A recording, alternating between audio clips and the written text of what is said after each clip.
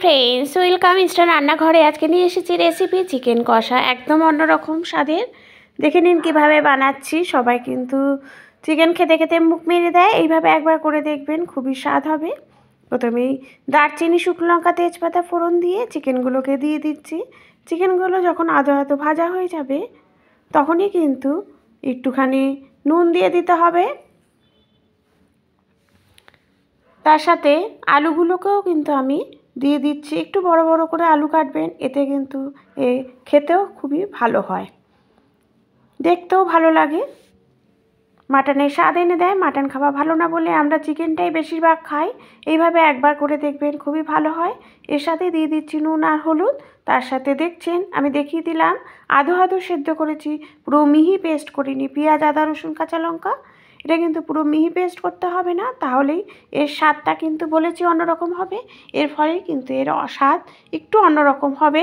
আপনারা করে অবশ্যই কমেন্ট করবেন এবং ভালো লাগলে বেল আইকনটা প্রেস করবেন।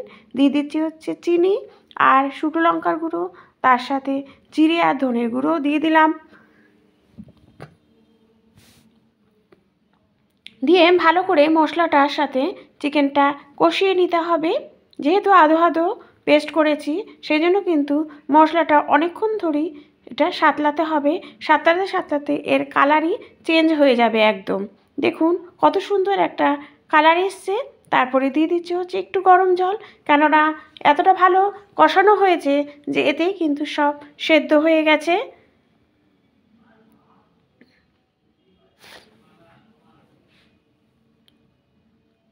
তারপরে ভালো লাগলে অবশ্যই কিন্তু কমেন্ট করবেন এবং বেল আইকনটা প্রেস করবেন। অনুরোধ রইল পুরো রেসিপিটা দেখার জন্য। আরও স্বাদ খোলার জন্য আমি একটা নতুন টিপস দিচ্ছি, সেটা হচ্ছে একটু চিকেনের মশলা দিয়েছি, তার ফলে এর স্বাদ কিন্তু আরও অন্যরকম পুরো রেস্টুরেন্ট স্টাইলে চলে এসছে। Thank you.